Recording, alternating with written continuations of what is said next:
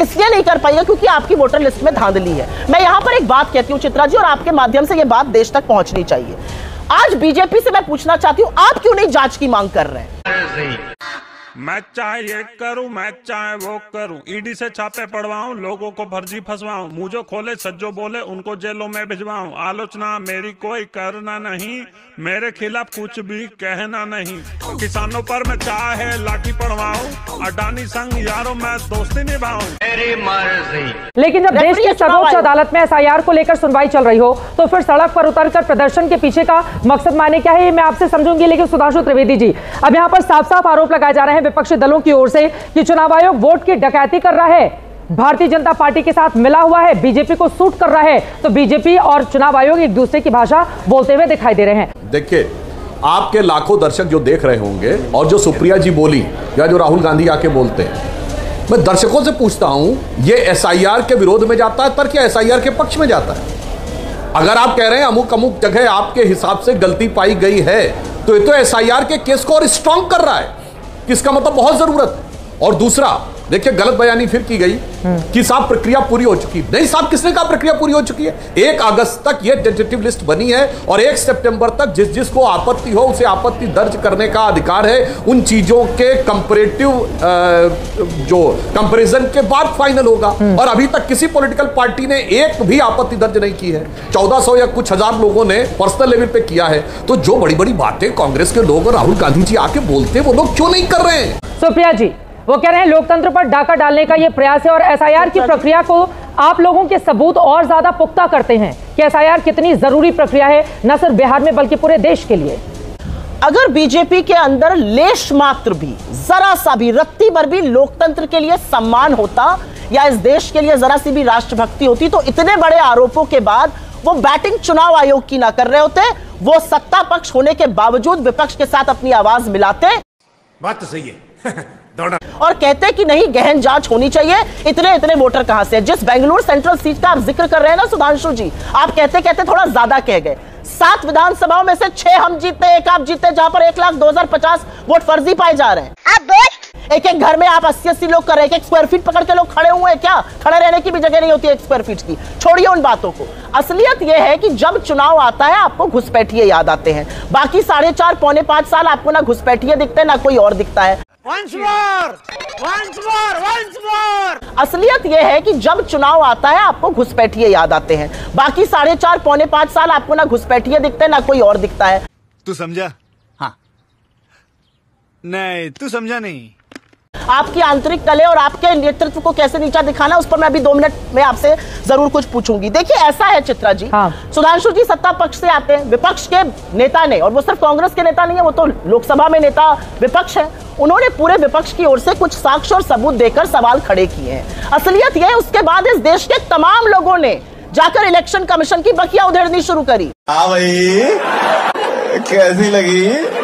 एक के बाद एक जगहों के नाम आने लगे, एक के बाद एक जगहों की चर्चा होने लगी। इस पर चुनाव आयोग मुंह क्यों बैठा हुआ है? चुनाव आयोग हमसे कह रहा है हम एफिडेविट साइन कर लें। अरे मैं आपसे डंके की चोट पर कहती हूं, आप एफिडेविट साइन करके सुप्रीम कोर्ट में कह दीजिए आपकी सारी वोटर लिस्ट दुरुस्त है। आप वो कर नहीं पाइएगा। इसलिए नहीं कर पाइएगा क्योंकि आपकी वोटर लिस्ट में धांधली है। मैं यहां पर एक बात कहती हूं चित्रा जी, और आपके माध्यम से यह बात देश तक पहुंचनी चाहिए। आज बीजेपी से मैं पूछना चाहती हूं, आप क्यों नहीं जांच की मांग कर रहे हैं? मेरी मर्जी। मैं चाहे ये करूं, मैं चाहे वो करूं, ईडी से छापे पड़वाऊं, लोगों को फर्जी फंसवाऊं, मुझे खोले सज्जो बोले उनको जेलों में भिजवाऊं, आलोचना मेरी कोई करना नहीं, मेरे खिलाफ कुछ भी कहना नहीं, किसानों पर मैं चाहे लाठी पड़वाऊं, अडानी संग यारों मैं दोस्ती निभाऊं, घूम घूम के दिन भर बस मैं फोटो खिंचाऊं, मणिपुर का नाम है तो मुंह छुपाऊं, गरीबों को देता जाऊं महंगाई की चोट, ईवीएम से सरकार बनाऊं, बाढ़ में जाए वोट, मुझे कोई रोके नहीं, मुझे कोई टोके नहीं। आप भी तो इस लोकतंत्र का हिस्सा हैं। इस लोकतंत्र में अपना धर्म निभाइए, जांच की मांग कीजिए। आप रेफरी की बैटिंग क्यों कर रहे हैं भाई? आप भी तो जांच की मांग कीजिए कि कैसे इतने फर्जीवाड़े लोग आ रहे हैं। आप जांच की मांग कीजिए कि आपकी नैतिक जिम्मेदारी नहीं है कि आप एक कानून के तहत बोलिए कि कहां से इतने फर्जी वोटर आ रहे हैं। नहीं। आप प्रेस कॉन्फ्रेंस करके विपक्ष को धूमिल करने की बात करते हैं। हमने तो साक्ष्य दिए। और चित्रा जी, आपके घर में चोरी हो जाए, आप पुलिस के पास जाइए कि चोरी हो गई, पुलिस का नहीं जी, पहले सबूत दीजिए चोरी के, तब मैं देखूंगा। सुधाकर सिंह जी हमारे साथ सांसद आरजेडी के जुड़ चुके हैं, साक्ष्य है आपको दिखा रहे हैं। उसके पहले अशोक लवासा, चित्रा जी एक सेकेंड, अशोक लवासा जो इस देश के चुनाव आयुक्त रह चुके, वो अलग बात है कि इनके साथ थोड़ी अनबन हो गई, चले गए छोड़कर। वो बिहार के निवासी 50 साल से, उनका भी वोट काट दिया। जय हिंद दोस्तों, स्वागत है आपका गोदी मीडिया की बर्बादी में। दोस्तों, चाहे बीजेपी को कितना ही कुछ क्यों ना मिल जाए, लेकिन उसका पेट नहीं भरेगा। दोस्तों, हमारी आज की वीडियो कुछ इस प्रकार है कि राहुल गांधी ने बीजेपी पर सबूतों के साथ आरोप लगाए हैं। बीजेपी ने चुनाव में धांधली की है और चुनाव आयोग ने उनका साथ दिया है। तो दोस्तों, जब यही सवाल सुधांशु त्रिवेदी से पूछा जाता है कि क्या ये बात सच है कि बीजेपी ने वोट चोरी की है, तो दोस्तों सुधांशु त्रिवेदी इस बात पर ISPR को लेकर के बैठ जाते हैं और कहते हैं कि अगर विपक्ष को लगता है कि वोट चोरी हुई है तो ISPR क्यों नहीं होने देते।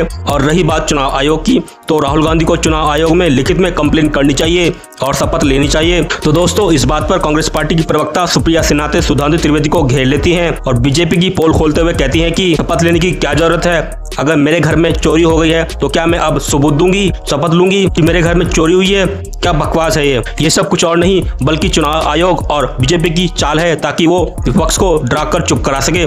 दोस्तों, आगे सुप्रिया सिन्हा कहती है कि ये जो सुधांशु त्रिवेदी बैठे हैं ना, इनको कुछ ज्ञान तो है नहीं और बस व्हाट्सएप का ज्ञान झाड़ते रहते हैं।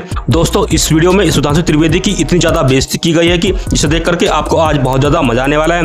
तो दोस्तों, बिना देरी के इस वीडियो को शुरू करते हैं। क्या गजब SIR चल रही है, ये तो यही बता पाएंगे। मृत लोगों के कल सुप्रीम कोर्ट में जो 15-20 लोग जिनको मृत घोषित कर दिया, जो जिंदा आ गए, मैं फौरन आपके पास आ रही हूँ, बस एक जवाब मैं ले लेती हूँ जल्दी से सुधांशु त्रिवेदी जी से। बीच में ना बोल। अप्रैल 1952 में बाबा साहब अम्बेडकर ने, इन्होंने बाबा साहब अम्बेडकर के इलेक्शन को रिग किया। 14,000 से वो हारे, 78,000 वोट डिस्क्वालीफाई हुए। ये वो पार्टी जिसका प्रधानमंत्री ऑफिशियली न्यायालय के द्वारा चुनावी धांधली का दोषी पाया गया। इंदिरा गांधी 1975, इसलिए इमरजेंसी लगानी पड़ी और संसद के अंदर वोट देने में, धांधली करने में जब ऑफिशियली कोर्ट के द्वारा कोई पार्टी दोषी पाई गई तो 1994 में झारखंड मुक्ति मोर्चा रिश्वत कांड, जिसमें साबित हुआ कि कांग्रेस ने अपनी सरकार रिश्वत देकर बचाई। तो मैंने सिर्फ 3 दोनों लोगों ने बोल लिया है। सुधाकर सिंह जी सांसद हैं, आरजेडी के वरिष्ठ नेता है, बहुत देर से वो हमारे साथ विंडो में बने हुए हैं। जल्दी से उनकी टिप्पणी, आप ही के विपक्ष के नेता हैं सुधाकर सिंह जी, नाम लेके बोला है। अच्छा जल्दी से बोल लीजिए, मेरा नाम लेके बोला, बोलिए 2.5 मिनट उनको सुना है, बोलिए। अरे अपने सीनियर पार्टी सबसे पहले सुधांशु जी थोड़ा पढ़ लिख कर आया करिए। SIR के बारे में, अरे सुनिए, प्यार से सुनिए, प्यार मोहब्बत से शो करिए। स्पेशल इन्वेस्टिगेटिव रिव्यू नहीं है सर, स्पेशल इंटेंसिव रिव्यू है। आपको पता ही नहीं SIR क्या है, आप क्या SIR पे बहस कर रहे हैं। और सुधांशु जी, आप ये जो नीचा दिखाने की बात कर रहे थे नेतृत्व को, तो मैं जानना चाहती हूँ कि जो कॉन्स्टिट्यूशन का चुनाव हुआ, जहां पर अमित शाह जी का खेमा संजीव बालियान जी के साथ था और राजनाथ सिंह जी का खेमा राजीव प्रताप रूडी के साथ था, आपने किसको वोट दिया, जरा ये भी बताइएगा। NRC के लिए आप सदन में कहते हैं NRC नहीं होना, विपक्ष की बात हमसे कह रहे हैं। और बाबा साहब को एक MLA होने के बावजूद उन्हीं की पार्टी से जिताकर सारे के सारे कांग्रेस MLAs ने राज्यसभा भेजा था। ये सत्य है, इसको तोड़ा मरोड़ा मत करिए। हर बार झूठ बोलकर, हर बार व्हाट्सएप के फर्रे पढ़ के थोड़ी जाइएगा, लेकिन जाते जाते ये जरूर बताइए, संजीव बालियान या राजीव प्रताप रूडी में से वोट किसको दिया आपने? आप राजनाथ सिंह जी के साथ खड़े थे या अमित शाह के साथ खड़े थे? ये बात आप जरूर बताइए आप, क्योंकि सिर फुटा हुआ तो वहां दिखा सबको, आप दूसरे के सिर फुटा हुआ की क्या बात करते हैं? तू समझा? हाँ। नहीं, तू समझा नहीं। मामला थोड़ा अलग चला गया। जल्दी से एक लाइन में आप जवाब दे दीजिए। सुधाकर सिंह जी क्या हमारे साथ जुड़ चुके हैं? हाँ, एक लाइन। अच्छा मामला है, जवाब ले लीजिए, अच्छा मामला है, हेडलाइन बनेगी, अच्छा मामला है, जवाब लीजिए, आप हिम्मत दिखाइए, दोनों बात का जवाब दे। चित्रा जी, मैं सुप्रिया जी से कहता हूं, ये व्हाट्सएप वर्ड मत यूज किया, क्या ये खर्रे बोल रहे हैं? चित्रा जी, मैं सुप्रिया जी से कहता हूं, ये व्हाट्सएप वर्ड मत यूज किया, क्या ये खर्रे बोल रहे हैं? जली ना, तेरी भी जली ना। अप्रैल 1952 में बाबा साहब अम्बेडकर ने पिटीशन दायर की है चुनावी धांधली की, आके कुछ भी बोलने लगती है, व्हाट्सएप चैलेंज करके बाबा साहब अम्बेडकर को राज्यसभा कांग्रेस ने भेजा, उनके पास एक MLA था, 1977 में पद्म भूषण देने वाले लोग, बाबा साहब अम्बेडकर के खिलाफ 2 बार चुनाव प्रचार करने वाले चाहिए, इस संविधान के तार और भारत के चुनाव की पहली धांधली का शिकार बाबा साहब अम्बेडकर। जब उन्होंने रिजाइन किया तो संसद में बोलने नहीं देने वाले लोग। बिल्कुल बाबा साहब अम्बेडकर का नाम मत लिया करिए, ढकोसला लगता है, ड्रॉगी लगता है। बाबा साहब अम्बेडकर का नाम मत लिया। चलिए ठीक है, मैं लेकर आऊंगी कंचना यादव को। ठीक है ठीक है ठीक है, जैसे ही आरजेडी के साथ साथ जुड़ेंगे आप बताएगा। कंचना यादव हमारे साथ प्रोफेसर आरजेडी के स्टूडियो में मौजूद हैं। केसी त्यागी जी, उसके बाद में फौरन आपके पास होंगे, इधर उधर नहीं जाते हुए, एसआईआर पर रहते हुए, एसआईआर पर रहते हुए। उम्मीद है दोस्तों आपको ये वीडियो जरूर पसंद आई होगी। दोस्तों आपका इस वीडियो के बारे में क्या कहना है हमें कमेंट बॉक्स में जरूर बताइएगा। दोस्तों आपको सुधांशु त्रिवेदी की ये धुलाई कैसी लगी हमें कमेंट बॉक्स में जरूर बताइएगा। तो दोस्तों मिलते हैं अब आपको नेक्स्ट वीडियो में, तब तक के लिए जय हिंद जय भारत।